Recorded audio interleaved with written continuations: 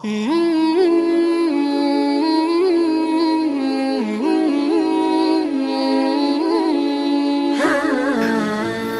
bagaimana kalau semisal tidak demikian?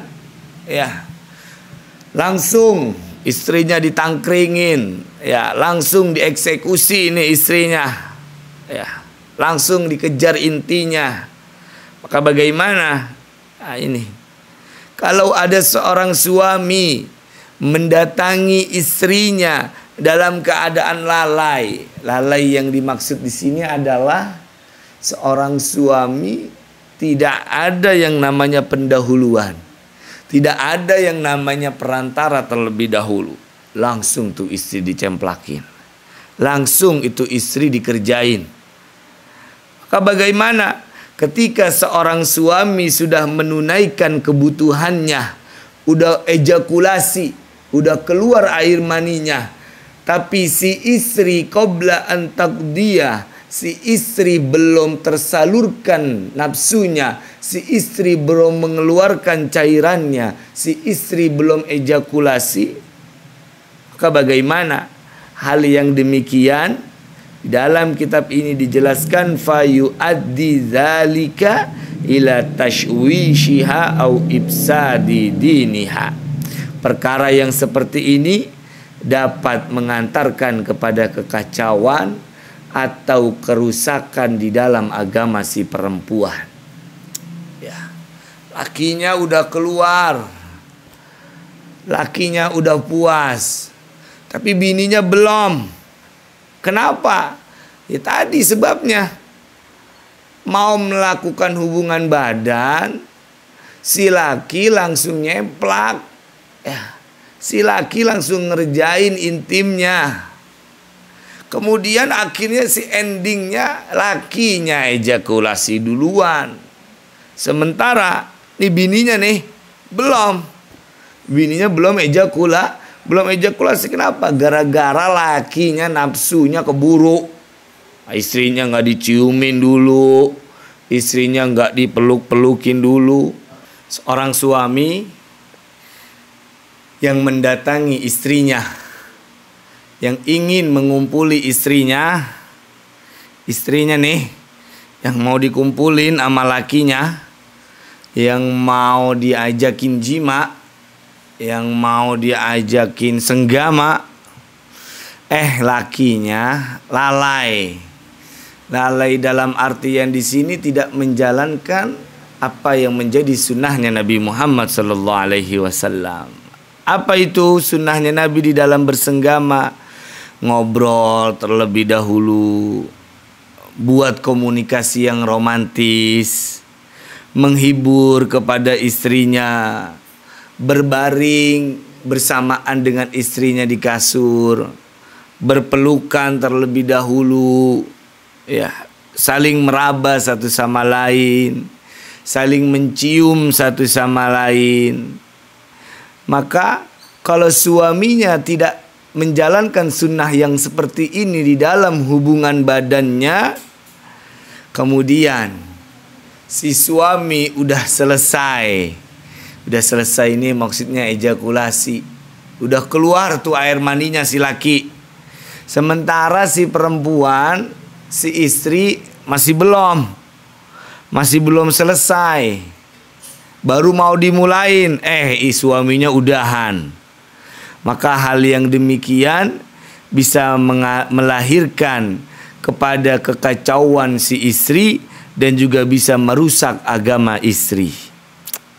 Yang dimaksud merusak agama di sini, istrinya bisa marah-marah, istrinya bisa emosi. Nah, ini kan merusak agamanya si istri, yakni dia tidak taat kepada suaminya, tidak adab kepada suaminya. Maka jaga ini. Jadi, seorang suami kalau mau melakukan hubungan badan, tidak asal melakukan aja. Ada caranya, ada perantaranya, ada mukaddimahnya yang dilakukan. Jangan langsung naik aja. Jangan langsung dieksekusi saja. Jangan langsung dilakukan itu hubungan badan. Karena kata Nabi, orang yang demikian modelnya itu Itu sama kayak hubungan badannya hewan, sama kayak hubungan badannya kuda. Dan perlu kita ketahui para jamaah, di dalam hubungan badan di sini ada pahala yang besar. Bahwa di dalam redaksi ini dikatakan waroda sawabun azimun fi man ya'ti ahlahu bin niyati salihah ba'dal qiblati wal mula'abah. Akan datang pahala yang besar yang diberikan kepada orang yang ngelakuin hubungan badan sama bininya, ngelakuin hubungan badan sama suaminya. Dia akan mendapat pahala yang besar ketika hubungan badannya dengan niat yang benar. Diawali dengan mencium, diawali dengan bermain-main, diawali dengan memeluk dan menyentuh satu sama lain. Maka ada hadis dari Sayyidatuna Aisyah radhiyallahu an, bahwasanya beliau berkata, Nabi Muhammad sallallahu alaihi wasallam bersabda. Bunyi sabda tersebut adalah man akhadha biyadi imra'atihi yurawiduha kataballahu lahu hasanah. Suami yang megang tangan bininya, laki-laki nih megang tangan bininya, tujuannya buat digoda, tujuannya buat dirayu, biar mau diajakin hubungan badan, dirayu-rayu, biar suasananya jadi romantis. Maka apa katanya Nabi? Kataballahu lahu hasanah. Orang tersebut akan dituliskan satu kebaikan. Tidak hanya sampai di sana. Ini baru megang tangan doang. Wa maha anhu sayyi'ah. Kesalahannya akan dihapus oleh Allah Subhanahu wa taala. Wa rafa'alahu darajah, dan Allah akan mengangkat derajatnya bagi suami yang melakukan hal seperti ini. Masya Allah. Ini baru pegang tangan, masih belum ngapa-ngapain. Ini jangan langsung naik. Banyak pahalanya yang harus kita kejar dalam hubungan badan. Ini hadis dari Sayyidatuna Aisyah radhiyallahu an, salah satu ummahatul mukminin. Beliau berpesan, seorang suami yang megang tangan istrinya, dipegang begini, dipegang dengan tujuan tadi, digoda, dirayu, agar supaya timbul suasana romantis, suasana senang, ya, suasana senda gurau. Maka Allah akan mencatatkan untuknya satu kebaikan, akan dihapuskan satu kebaikan, dan Allah akan angkat derajatnya. Ini baru pegang tangan. Nih, cerita kita baru pegang tangan, karena hadis ini panjang. Sekarang wa in anaqaha kataballahu lahu asyra hasanat wa maha anhu asyra sayyiat wa rafa'a lahu asyra darajat.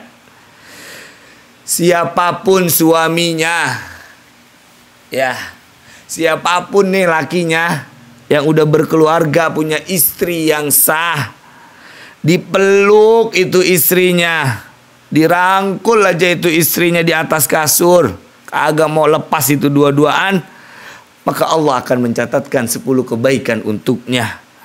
Wa maha anhu asyra sayyiat.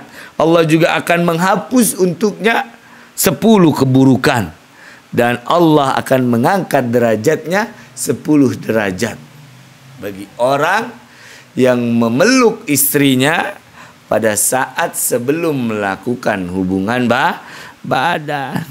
Jadi pegang tangannya dapat ganjaran, meluknya dapat ganjaran. Jadi sebelumnya kita pegang tangannya, kita peluk badannya, dapat ini semua kebaikan-kebaikan yang diberikan oleh Allah Subhanahu wa taala. Kesalahan-kesalahan akan dihapus oleh Allah Subhanahu wa taala, dan derajat kita juga akan diangkat oleh Allah Subhanahu wa taala. Ini baru memegang tangan dan baru memeluk. Indah Islam. Selanjutnya wa in qabbalaha kataballahu lahu isyrina hasana wa maha anhu isyrina sayyi'a wa rafa'a lahu isyrina darajah. Nah, ini. Jika istrinya dicium, apa aja dicium? Bibirnya tuh dicium tuh istri. Lehernya dicium itu istri. Dadanya dicium itu istri. Ya. Pahanya dicium itu istri. Semua badannya. Telinganya dicium juga itu. Semuanya aja udah dicium. Maka apa yang akan dia dapat?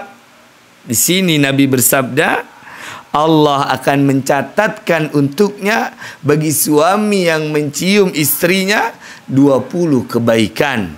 Allah akan menghapuskan 20 kesalahan. Dan Allah akan mengangkat 20 derajat untuknya. Masya Allah. Ini kalau dicium. Yang lama makanya itu nyium. Biar makin banyak Allah nyatetin kebaikan, makin banyak Allah ngapusin keburukan, dan makin banyak Allah mengangkat derajat kita. Amin ya rabbal alamin. Nah, ini baru megang tangan, begitu ganjarannya. Kita meluk, dapat lagi ganjarannya. Kemudian kita cium, dapat lagi ganjarannya. Ibadah paling enak emang kawin, udah nggak ada lagi yang lain. Enaknya diganjar, dikasih balasan oleh Allah Subhanahu wa taala. Nah, sekarang bagaimana kalau udah dikumpulin? Ya, udah dijima nih istri, udah disenggama. Maka apa ganjaran yang diberikan? Maka ganjarannya adalah wa in ataha kana lahu khairan minad dunya wa ma fiha. Jikalau si suami udah nyenggama itu istri, istrinya udah dikumpulin, ya, kelaminnya si laki udah dimasukin ke kelamin si bini, maka dia berhak mendapatkan khairan minad dunya wa ma fiha, lebih baik dari dunia dan seisinya. Tuh lihat, orang yang datengin bininya, datengin maksudnya bukan datengin, tapi dilihat itu dilongok dalam selimut, maka lebih baik daripada dunia dan seisinya. Ketika seorang suami mendatangi istrinya, menyanggamai istrinya. Itu hadis dari Sayyidatuna Aisyah bahwasanya Rasulullah Shallallahu Alaihi Wasallam pernah bersabda. Dan hadis lain juga membicarakan tentang ganjaran-ganjaran yang Allah berikan kepada suami istri yang melakukan hubungan badan, tapi sebelumnya ada perantara, sebelumnya terjadi ciuman, pelukan, dan lain-lain. Nah, ini lagi hadisnya. Karena wasunnatu khairu kulluha, sunnah itu semuanya baik, maka lakuin. Sebelumnya oleh karenanya dipesan, jangan sekali-kali suami ini lalai. Enggak dicium bininya, enggak dipeluk tuh bini, enggak dicium itu bini, enggak dipegang-pegang, enggak diraba-raba. Lakinya udahan, bininya belum. Nah, ini yang bahaya. Bininya bakal jadi emosi, bininya bakal menjadi kacau pikirannya. Karena ini diajarkan oleh Nabi Muhammad SAW. Wa anin Nabi sallallahu alaihi wasallam, dari Nabi Muhammad sallallahu alaihi wasallam, annahu qol, bahwasanya beliau bersabda, man la'aba zaujatahu kataballahu lahu isyrina hasanah wa maha anhu isyrina sayyi'ah. Seorang suami yang bermain sama bininya, ya, bermain-main, mesra-mesraan, manja-manjaan, ya, lenje-lenjean itu. Laki sama bini lenjean, manjaan. Maka apa ganjarannya? Allah akan mencatatkan untuknya 20 kebaikan, dan Allah akan hapus untuknya 10 keburukan. Ini cuma begitu doang. Kalau kita manjain tuh bini di atas kasur, Karena jangan cuma di kasur doang kita manjain bini. Habis dari kasur udah nggak manja lagi, jangan. Itu bukan ajaran Nabi Muhammad sallallahu alaihi wasallam. Mau bermain sama bininya, mau kumpul sama bininya, manjain dulu. Lenje-lenjein itu dulu. Ya. Maka apa? Akan dicatatkan untuknya 20 kebaikan dan akan dihapus 20 keburukan.